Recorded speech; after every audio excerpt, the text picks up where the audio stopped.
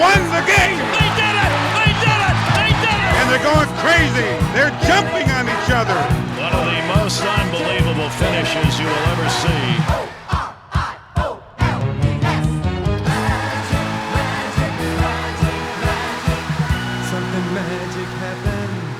Well, we've had a lot of special Orioles Magic the Podcast, but this one's really special. Of course, we're presented by Miller Lite. We are getting ready for Spring Training 2.0, Summer Camp of Baseball. The players returning to Oriole Park at Camden Yards, and we're going to talk some baseball. Brett Hollander and Geoff Arnold, Roch Kubatko of MASNsports.com will join us to talk about the O's roster as we get set for a 60-game sprint. But, Geoff, it's back, baby. Oh, it's back, baby. I'm excited for it. We finally have some roster construction stuff to talk about. Roch also promised, because everyone's going to be wearing masks, that he will be wearing muscle shirts every once in a while so that we can recognize him in the press box. But, yeah, it's going to be a really strange year with different tiers, all kinds of rules in place, temperature checks, not being able to bring your own food, 44-man roster to start things off. You can go up to 60. Orioles trying to figure out how it's all going to look. Players reporting, COVID injured list. I mean, the list goes on and on of how 2020 is going to be different than any other baseball season ever. I mean, so different, it's not even funny. Different every way from the inside out. The one thing that will be normal is it will be playing. And that is something that has withstood the test of time. It's something that, personally I think is very important. For a lot of reasons. But to me, that is the normalcy, that baseball will play through, it will play on as it has through every other really disaster in recent history in America. And we can set our watch to it. Now, we haven't been able to time it up like we typically do. This season is going to be a 60-game sprint. It's starting late, but better late than never, if you ask me. And there's something really, I think, vital to the drumbeat of this country when it comes to baseball and it being played, and to have it on the background or to be totally invested into it for 60 games, to me, that is still very much worthwhile. We're kind of going to the unknown, Brett, but I agree with you.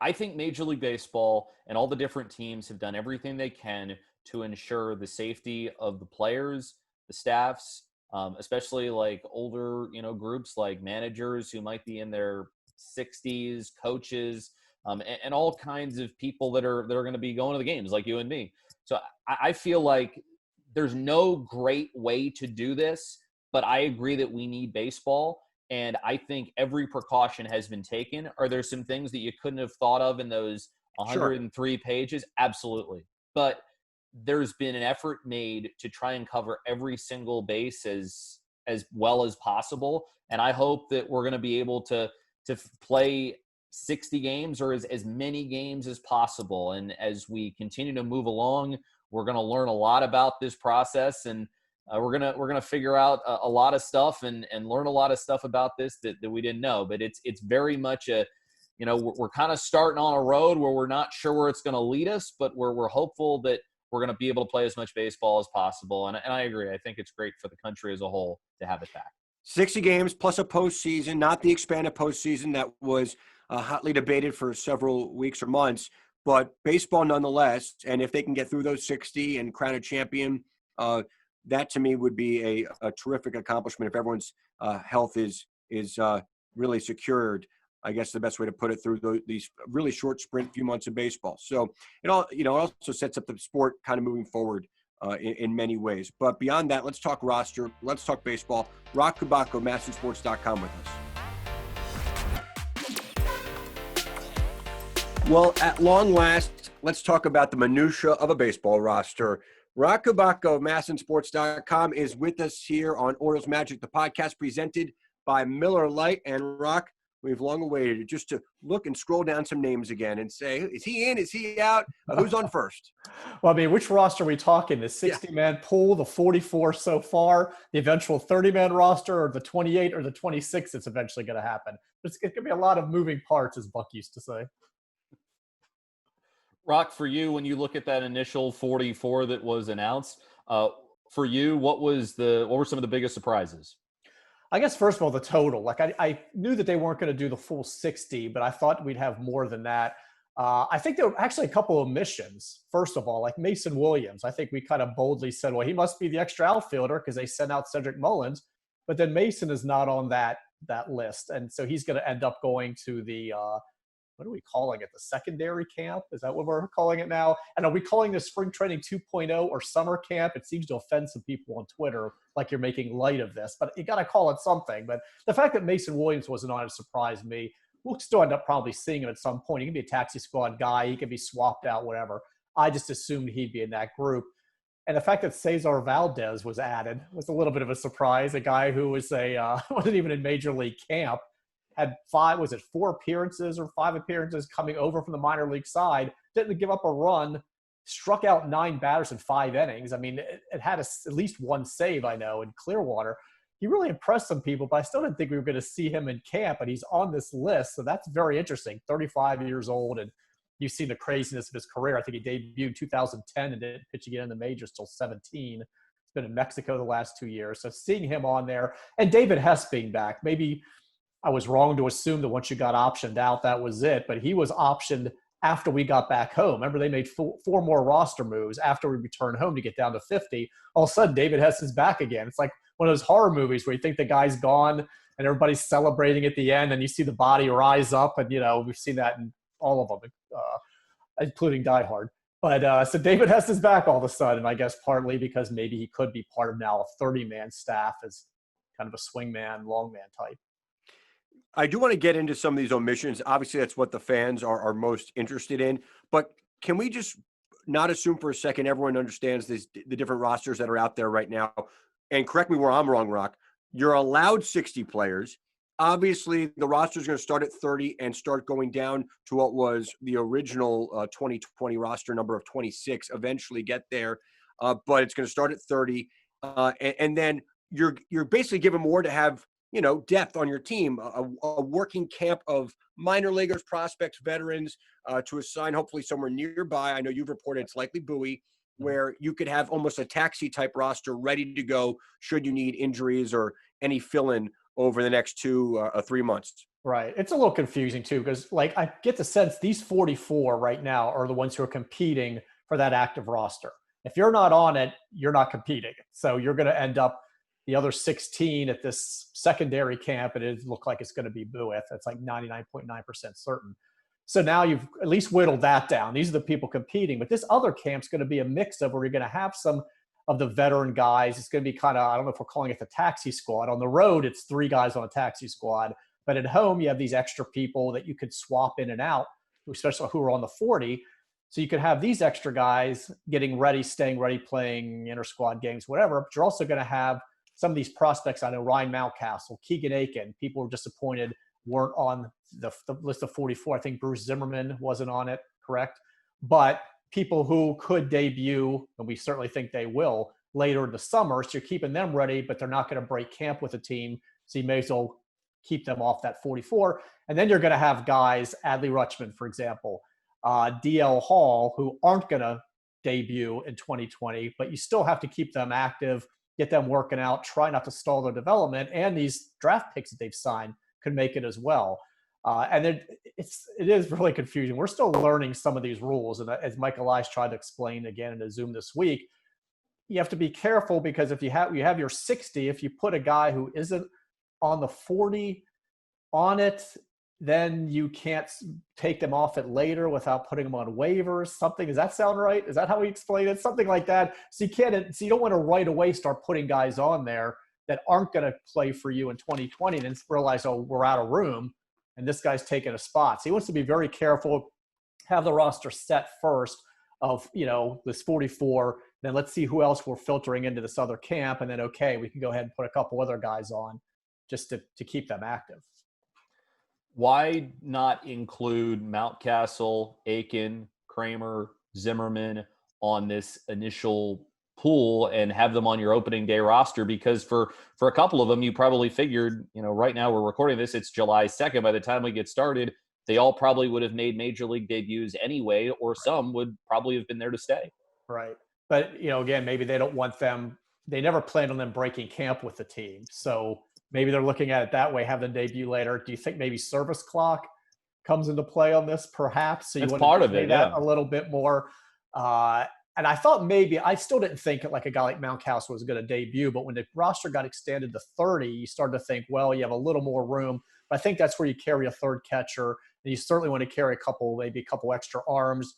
You could carry an extra utility type guy. Maybe you have 3 of those instead of 2. Notice there are only 4 outfielders on that list of 44. You're going to need some guys who can also play the outfield, super utility type guys like the Andrew Velazquez, maybe it's Stevie Wilkerson, whatever. Maybe Richie Martin, who we had ticketed for AAA playing shortstop every day, now ends up on the opening day roster as an extra infielder, because you can't have him playing every day now without a minor league season. Like, this is why it's kind of been a work in progress. And a lot of that work we did in February and March in Sarasota with all the speculation on rosters and everything else kind of went through the shredder, because so much has changed now. These camp competitions and what we were projecting, a lot of it is different now. The thing about Mountcastle, and again, here's someone who could have debuted anywhere between May and August of this year in a normal situation. Obviously, very little offensively to prove in the International League. But without Trey Mancini this year, one thing that was kind of logical is you have Chris Davis, you have Trey Mancini, you kind of have a DH first base outfield logjam, but you're down your most powerful and best player in that group. And to me, that theoretically would have created an avenue for Mountcastle very easily to start the season on the team in this situation. All right. Of course, you have Fernando Nunez, who's your primary designated hitter at this point, and he's a guy at 31 home runs That's and true. broken 90 runs. So I would think you've got to pencil him in mostly there. He's not going to be your starting first baseman or third baseman, and he's going to get work at both corners. But obviously, his best tool is the bat. So he's your DH. And then even without Mancini, you're going to probably end up – now all of a sudden, DJ Stewart, who was supposed to be on the injured list, has a shot now to break camp with the team and maybe even be the starting right fielder. Or if it's Santander and you have Dwight Smith Jr. in left, or whatever they end up doing. But as long as Nunez is primarily the DH, it's harder for Mountcastle. And now he could end up playing left field. But again, then you're going to have, okay, what do we do about – then Santander goes to right, and then what are you doing with the other extra outfielders you have? Because we know Hayes is going to be the center fielder as long as he's healthy. So, I mean, I guess it's a pleasant problem to have. That eventually you have to make room for Mountcastle. You kind of delay that decision, and maybe Nunez becomes a trade chip. I mean, there is a trade deadline, just been moved to August 31st from July 31st, but maybe that's enough time for him to build up some value. If teams are willing to make deals, he's not making a ton of money. I don't know how many teams want to take on a lot of salary, but he's a guy still ARB eligible. You go ahead and move him perhaps, because, I mean, as productive as he is, do you really have that luxury of carrying a guy who's just primarily a designated hitter at this point? I mean, it'd be nice to be able to be flexible in that spot and give an opportunity for a Mountcastle to at least get his at-bats as you try and figure out, is he a viable option in left field? And he's still learning that position.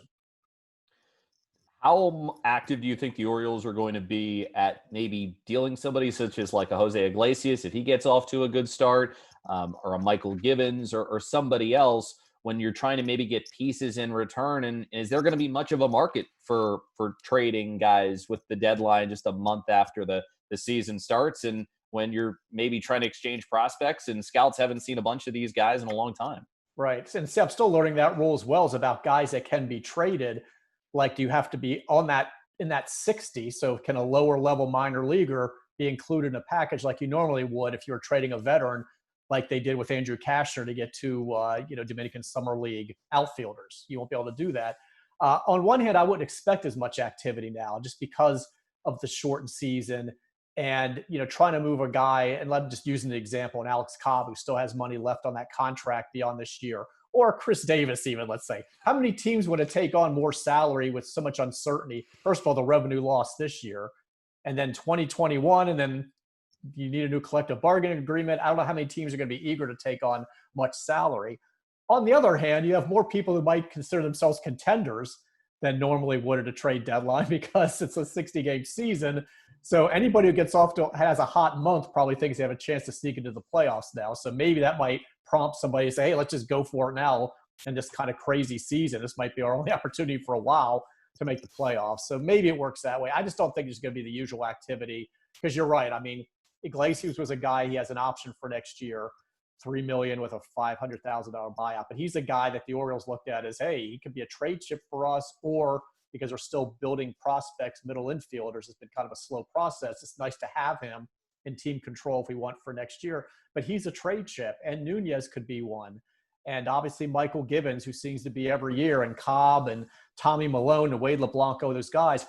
I just don't know how much of a market there's going to be now for them in this kind of a weird truncated season. And yes, I got to say truncated again. I think it's Nicely done. I've been writing it a lot. I rarely say it, but I write it a lot. It's going to be interesting how the roster develops over a very brief period of time. As we all know, a sprint season here. And I know some fans are obviously maybe not upset, but kind of disappointed that at least Mountcastle might not be there to start. And their higher level prospects, the Zimmermans, who really impressed me in spring training, and the Dean Kramers and the Keegan Aikens. But there are going to be some really big innings and at-bats for some younger players. Austin Hayes, obviously, being the opening day center fielder. And in the bullpen, I mean, these are going to be playoff-type games as far as intensity goes, especially for the competition the Orioles are playing. So if Hunter Harvey gets some 8th and 9th innings, and Tanner Scott, and someone who also really impressed me, I think impressed all of us, was Cody Carroll, who might end up being the prize of the Britton trade, as we look back at it. These are meaningful innings in the overall rebuild for the Baltimore Orioles. And for guys I just mentioned, these will be high leverage situations from day one. It will be. And I mean, people that are disappointed that they're not getting all the young prospects from day one in this season, it still is staying in line with what Mike Elias has been doing all along. Remember, we were asking the question initially when this all started, the rebuild, how the Orioles are going to approach it. There's two ways to do it. One of them is you just throw everybody into the pool, take all your prospects, say you may as well learn at this level. We're not looking to win games right now anyway. So just give the kids a chance to play. The other way is we're not rushing anybody. We're not rushing the prospects. We're going to move them slowly through the system.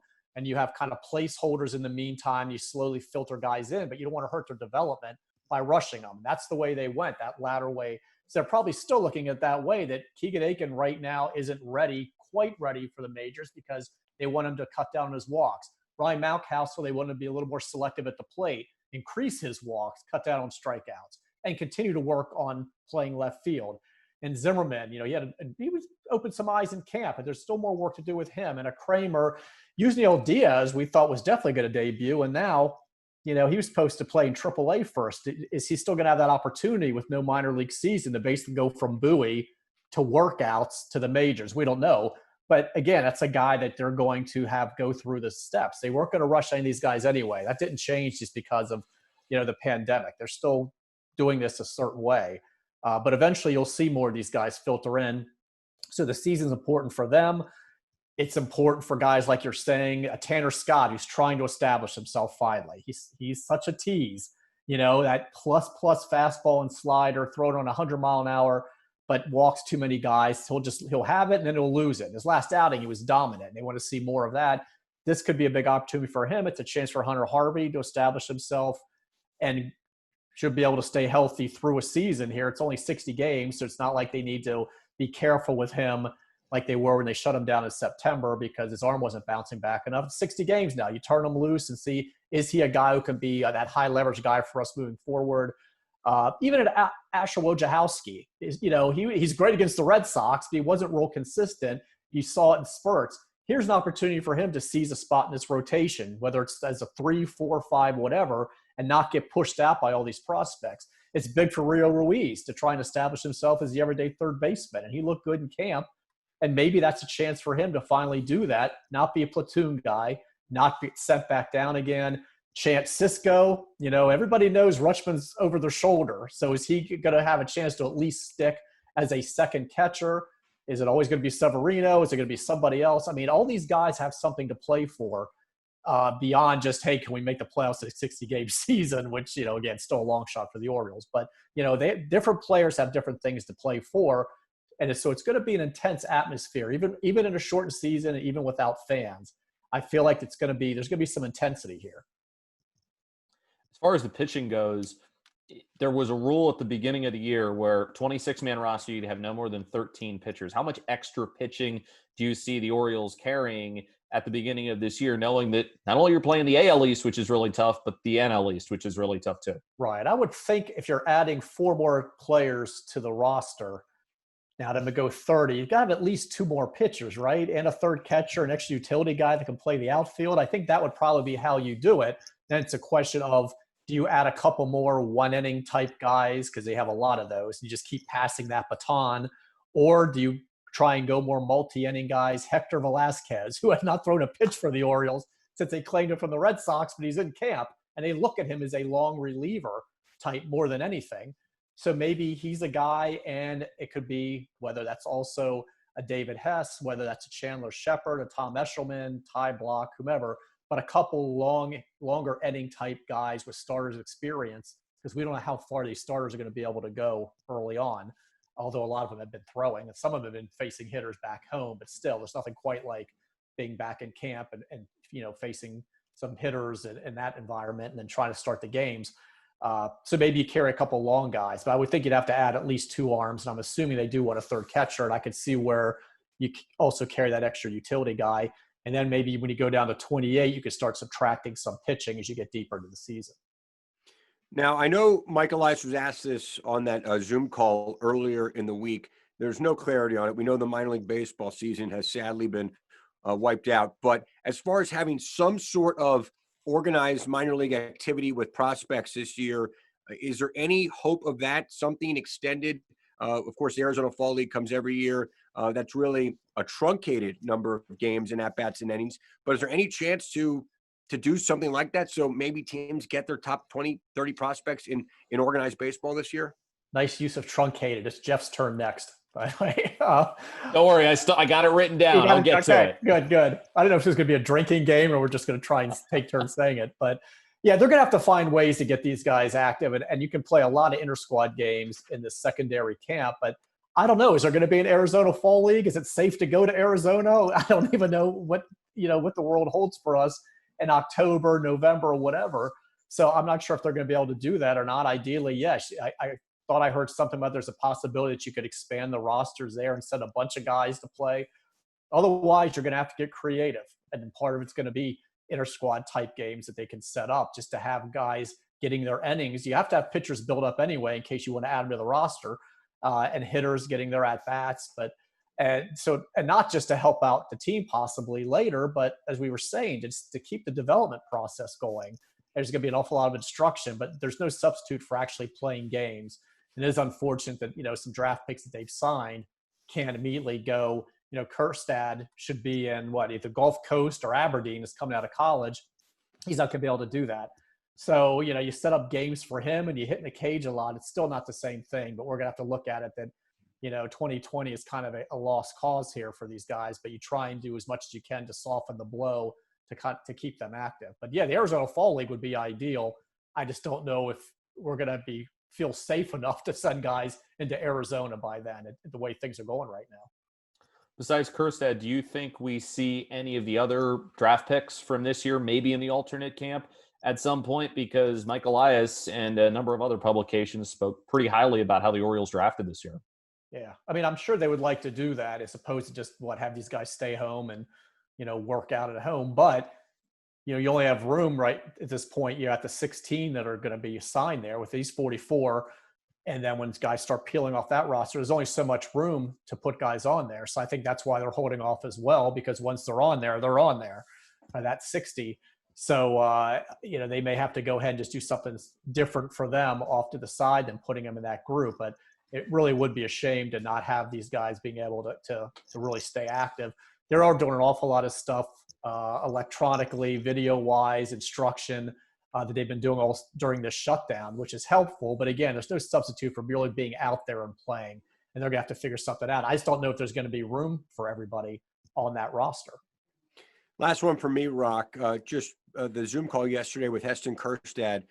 To me, what was your takeaway? We've both seen and done a lot of these, not so much the Zoom press conference, but these first-round picks, he being the second overall. He really struck me as a very quiet and humble guy in that presser yesterday. Yeah, he is. And, he said, his parents already told him, don't buy us anything. You earn that, it's your money. And he's like, yeah, but after everything they've done for me, he wants to do something for them, which I thought was really nice. And at this point, he said he's not looking to buy anything. He just wants to save his money. And I'm thinking, that's a smart kid, because, it's very easy to say, it's got a $5.2 million signing bonus. But all the things I could buy, but, you need to put that money away because, it could go fast, and it's not like you're going to otherwise be getting rich playing minor league baseball. So if you have a chance to have that kind of a bonus, you save your money. But yeah, he's a humble kid. And I mean, I'm just anxious to see him play because I think the first thought everybody had when he was selected, besides the fact that, his name wasn't Austin Martin and we know how to pronounce it, was when this was an underslot deal. And then you start hearing about, did they go cheap or whatever? Well, they didn't. I mean, they were able to go far over slot on the two prep kids later, and an exact slot for two other players, college players. I think they've actually worked the system very well, but they really did truly like this guy a lot. I mean, Mike Elias says he's the best left-handed hitter in the country. So it'd be easy to kind of roll your eyes at first and say, a guy that was projected anywhere from 10 to 13 on some draft boards, but the Orioles obviously had him much higher than that, and they see him playing right field and taking aim at that warehouse to the left side of the plate for a lot of years. They really do like him a lot, and they think he's going to move quickly. But it would be nice to actually be able to see him play, because how many of us actually sat around watching, Arkansas baseball? I will raise my hand and say I never did. I'm guilty of having no clue about this guy until I started researching the draft. And I guess the last one for me, Roch, would be, as you look at this truncated season, there we go, get the ding in there. Check. How confident do you think that it's going to come down to, like, you're going to have injuries for your players, and those are going to be things that you sustain on the field just because it's a short ramp-up time. Guys haven't been in active games, high-leverage situations for a while. But the COVID issue and teams being able to effectively police themselves and veteran players being able to effectively let the younger players know, you all have to be careful. We have to take this very seriously because we don't want guys popping up on the COVID injured list. So how effective do you think some of the Orioles veterans are going to be at setting the standard and guys being able to follow that standard of not doing anything, for lack of a better way, putting it dumb, outside of Camden Yards once the games are over? Yeah, it's not a veteran-heavy clubhouse, but they do have some influence there. They don't have Andrew Kashner, who would have scared the crap out of everybody, and they all would have hid in their hotel rooms. But they've got enough guys, and even with Trey not being around, you do have a Chris Davis, you have a Richard Blyer, who we count these guys as, Richard Blyer as being a veteran now in this club, and Alex Cobb, and even LeBlanc and Malone and guys that have been around. I think there are plenty that can go ahead and remind them, not to mention everybody else who's going to be in their ear, about being careful, because you can be careful at the ballpark. Guys are going to show up later. They're not going to stay nearly as long after games. They are allowed to shower, but basically it's like last out, get out, pretty much. But then once they leave the ballpark, you can't follow them all around. So you're going to have to put a lot of trust and faith in them that they're going to do the right thing. And I feel like they're going to get that message. And I think a lot of guys too, they're nervous. Like, I talked to Dwight Smith Jr. today, and I said, some guys have been, obviously opting out. Did you have any apprehensions? And I expected him to say not at all. And he said, I thought about it a little bit just because of his family and the people that he's around. And I'm sure players, even a Chris Davis, he's got, 3 young daughters. I'm sure it's something he's thinking about. So Dwight admitted that there was some apprehension. So I think there are guys who, even though they're playing, they're nervous that they're taking this seriously. They know that this is nothing to fool around with. So I think you're going to have guys who are going to do their work, play, and then do everything they can to stay safe and just make that sacrifice so we can't pal around after a game. Yeah, 2-month sprint, not including the postseason. Roch, we'll see you at the ballpark. It feels good just to say and think that right now after this long and windy road. But Roch, we appreciate it so much. Thank you. My pleasure. Next time you see me, it'll be mask. Just mask. I'll be this guy right here. But Geoff, just make sure you got the muscle shirt though. I want to be able to identify. I'll be tying it this way. Easy to identify, Roch Kubatko. Thank you. Thanks. Great stuff from Roch as we look forward now to what will be some semblance of a spring training. And then right around the corner, Geoff, opening day 2020 at the end of July. Yeah, and trying to figure out how the Orioles roster is going to look from the 44 that they have. That's kind of what we know it's going to be from. And how do you manage your pitching? You're playing the AL East and the NL East. That's not going to be that easy.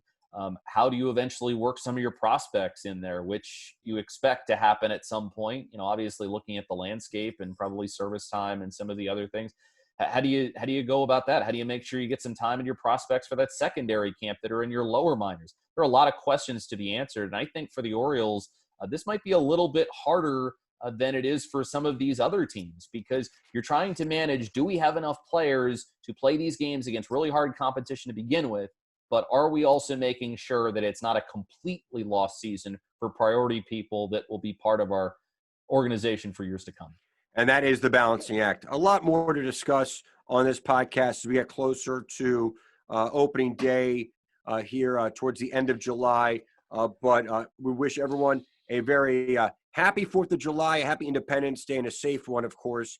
And we'll have a lot more Orioles talk in the coming episodes. But it's fun to get into a baseball roster today, to say the least, Geoff. So for Geoff Arnold, I'm Brett Hollander. Happy 4th again. This has been another edition of Orioles Magic, the podcast presented by Miller Lite.